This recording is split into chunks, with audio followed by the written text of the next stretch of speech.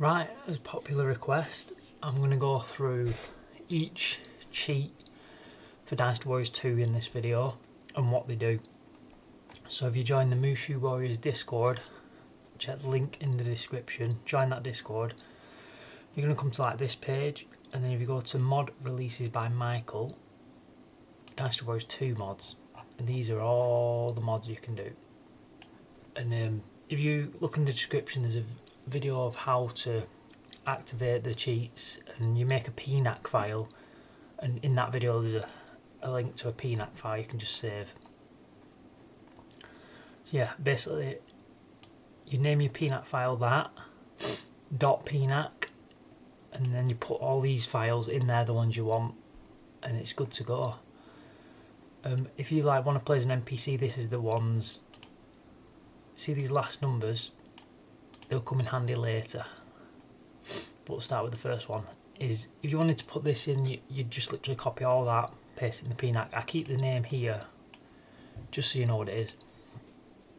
Interlacing is more like interlacing means like the pixel moves one across the screen really fast, like vroom, vroom, vroom, vroom, and it gives it a bit of a judder.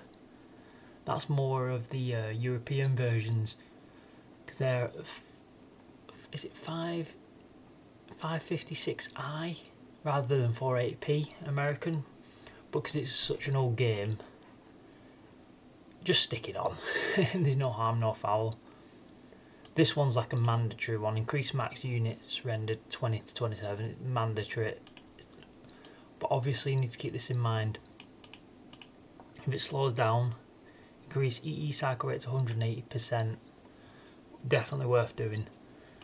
This is the one we're talking about, players NPC. Basically that list, at the left of the names, I'll go to it. You can see like there's a number or a letter. So let's say we're going to play as Yu Yun, 52, yeah? Plays NPC, so these last two, you change that to 52. 52. Oh no, become CPU's unit type one. Well, no, it'd be just this one. Change that to 52.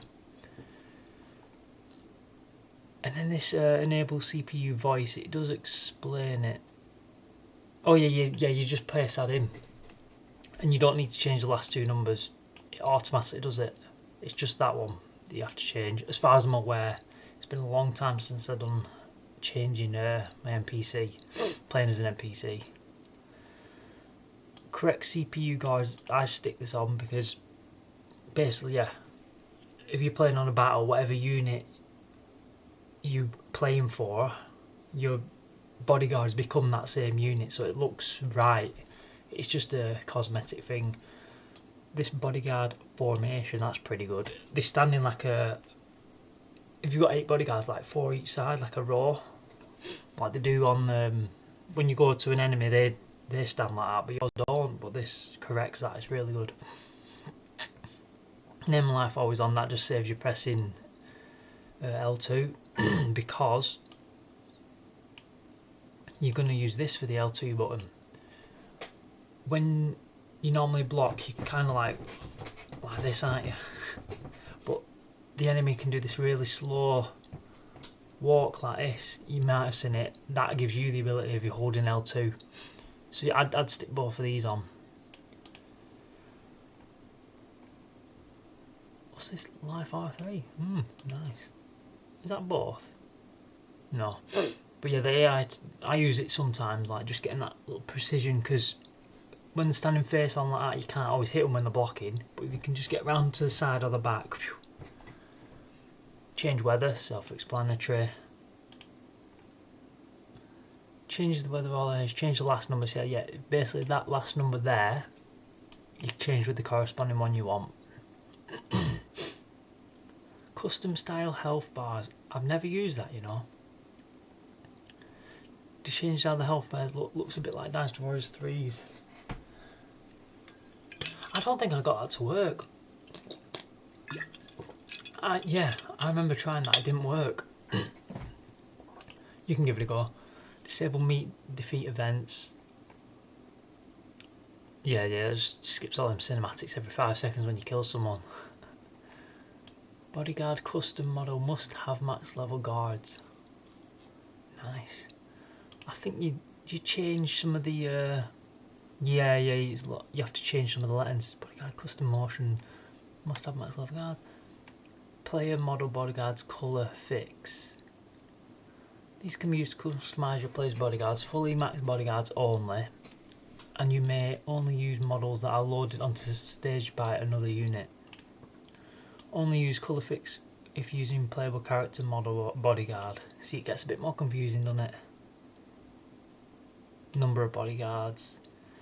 That's self-explanatory, but the thing is, when you get points at the end of the stage and then you like level up or increase your rank, you get more bodyguards anyway. But I think going up to these, yes, you can change your bodyguard how they look, given the number. But you have to make sure that the person you're changing to is already in that stage, or it won't load properly. The game can only load so many like players on the stage. It has like a limit. I wonder which bit you change. Where are we now?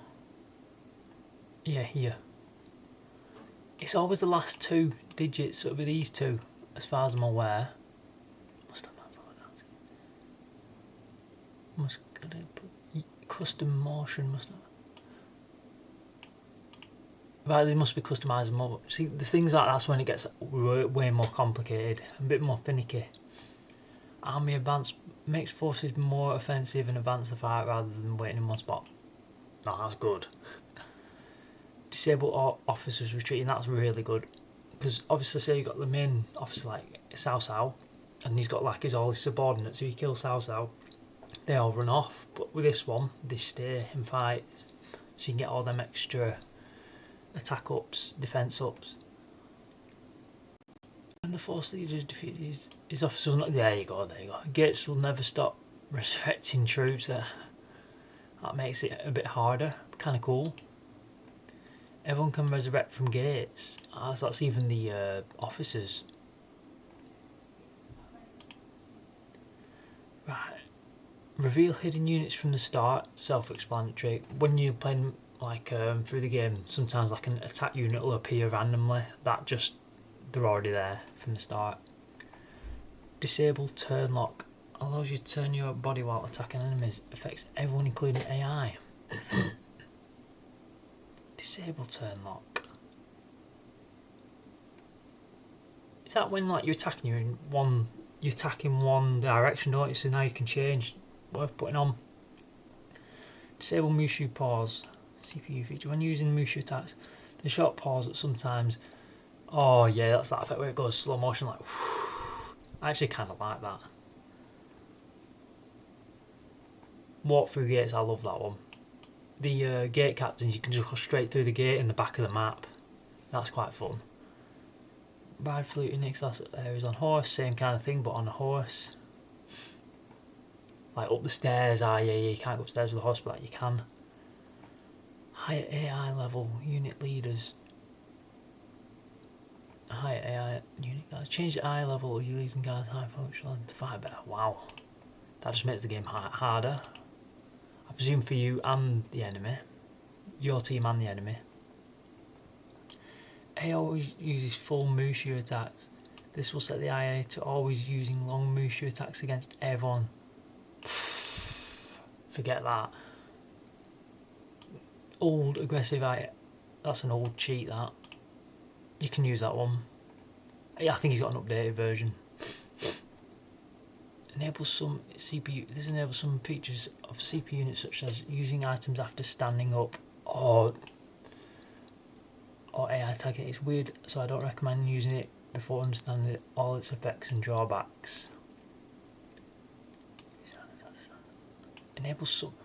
Right. The main one is if when you get knocked down, or when you knock down the enemy leaders, they get back up. They get like a ×2 attack, ×2 defense, or health up. And that's what made the game really annoying. You can actually turn that off, and there'll be a pnach code for that. All enemy use it. Yeah, it's the same thing, yeah. There you go. Guard units will use health ×2 with this mod. Disable usage of items standing up. That's the one you want. That actually just makes the game playable. Basically, you knock them down every time I stand up the healing. So I had to do like a 3-hit combo, 1, 2, 3. Wait, one, and it was shite. So I stuck that on. It helps. Little randomizer thing. Pick up items while mounted.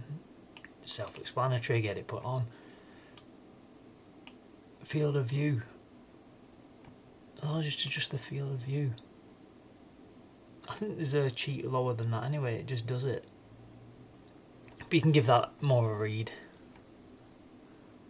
Allows customizable body. See, I've never done these yet. These are new to me. Even though it was in November 2023. Disable guard breaking. Prevents anyone's blocks guard. Oh, it's just makes the game harder. I want to break the guard. AI attacks instead of AI walk. CPU will now attack off AI wash, making the game harder. Officers get more KOs. That's pretty cool. Oh yeah, because they fight off screen, don't they? But it's more of like a calculation rather than it actually happening. So they get more KOs. Pretty cool. Anti-air guns bug patch. Dynasty 2 has a bug which sometimes makes AI juggle you in the air despite not hitting you directly. So that fixes that. I guess that's good. Better aiming archers. I don't want that on. It says Zhengji long as that. Oh, right.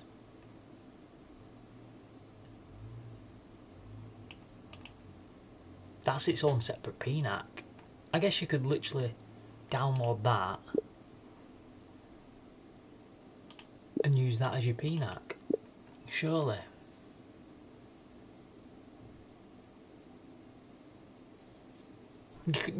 You could actually download that and just keep adding files, I'm sure of it. That's handy to know. Widescreen fix. You don't actually need that anymore. Because the P, it already has it built into the emulator, you can just tick the box. Show allied troop health bars, that's pretty cool. Rebalance item inventory. This is good if you don't want CPU sims to heal forever. Is that another pnach? Yeah, he's got all these pnachs. Infinite time limit, self-explanatory, disabled knockdown damage to prevent chaos steal. That's pretty cool. When you knock them down, prevent knockdown damage to prevent chaos steal. Knockdown damage. When units are knocked down by a body. Oh, when you hit someone into someone else. Pretty self-explanatory once you know. Restore Heejin meat event. That's cool. That's actually pretty cool. There's an unused event. I'm actually sticking that in myself. Disable black bars in events. They have the two bars, don't they? The black things, remove them, pretty cool.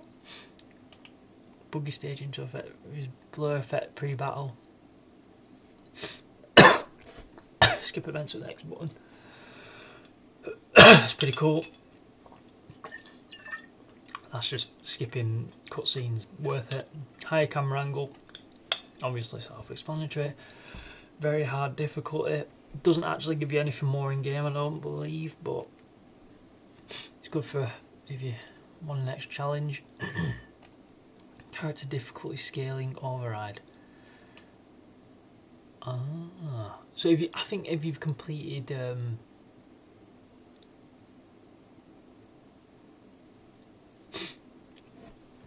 which character you select, this mod forces the scaling to be the same for everyone. It's how you're unscaling. I didn't know that. Depending on the character, depends on how hard the game is. So this force is the same as how you're unscaling. I didn't know that. Difficulty multipliers. This allows the scaling difficulty like in life bar value is how much bonus size you get from this is where it gets confusing. Default is 1E30. 1E30, I don't even see 1E30. 007. Ah, yeah, it's the last. Attack and defense scaling.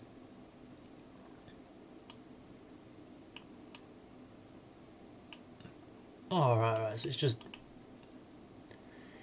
I wish I'd give you more of a list because you're only giving us a couple of choices there. Arrow damage. I think at the top has all the list, doesn't it? Let's have a look.